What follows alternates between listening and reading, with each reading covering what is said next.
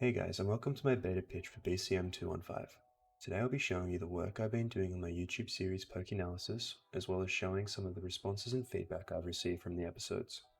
I'm sharing the episodes across social media platforms, the changes that have happened because of that feedback. In the blog post below, I will discuss the evolution of my DA from the feedback I received from my project pitch blog, and I'll also talk about how my DA has helped me learn more about what paratext is and how it relates to the lecture content. First up, I'm going to give a quick breakdown about what my DA is. My DA is based around the Generation 8 Pokemon games and how good a specific Pokemon is over 3 different types of gameplay. So, in the Pokemon games, there are multiple different ways to play through them that aren't the conventional style.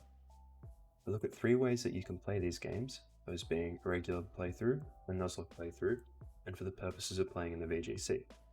I then look at one Pokemon in each video and look at the specific areas that would make it stronger or weaker in those 3 game modes and give it a score for each type of gameplay, and at the end, average the score to show how good a certain Pokemon is over the 3 different ways of playing the same game. To go into a bit more depth, in a regular playthrough I examine a Pokemon's catch rate, encounter rate, EXP gain, as well as how good it is against the gym leaders and your rival. For a Nuzlocke, I look at the encounter and capture rates, its stats and abilities, and whether there are any better options than the Pokemon that I'm looking at in the video. And finally, in VGC, I look at abilities, stats, EVs and IVs, Gigantamax forms, how it contributes to a team, movesets, items, etc. At this point in time of making this video, there are currently 2 episodes out. The first one does not follow this format, but I'll cover why it does that a little bit later in the video, and the second one is about the Pokemon Torkoal, which does follow the formula. This video is the one that I'm playing in the background. The reason why the first episode doesn't follow the same structure as the rest of the series does is because of some feedback that I received from a friend from one of my Discord servers when I originally told him the plan for the series. He brought up a really good point, and I quote, "I like the concept of the series, and I think it'll be good for people to want to dive deeper into the Pokemon games. My only worry is that a lot of casual players might not know what you're talking about if you just jump into it. There are a lot of hidden mechanics that are not directly apparent in the games, and I think it'd be good to explain those as well.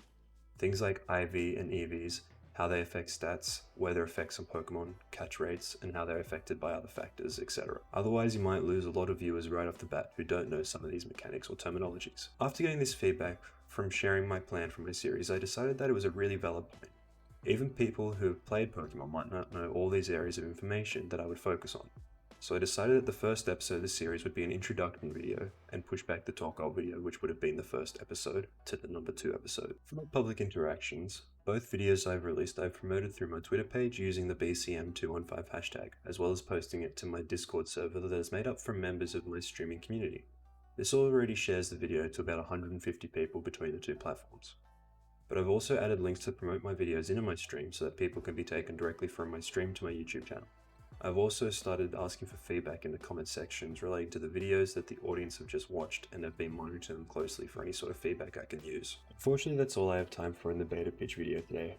In my blog post, I'll continue to discuss the feedback I received from my project pitch, and how those comments led to changes in my DA and helped me improve it. I'll also be talking about what my DA has helped teach me about paratext, as well as some further research I've conducted on paratext in video games. But thank you for coming and listening to the beta pitch today. I hope you enjoyed, and please leave any feedback that you can down below. Thanks guys. See you later.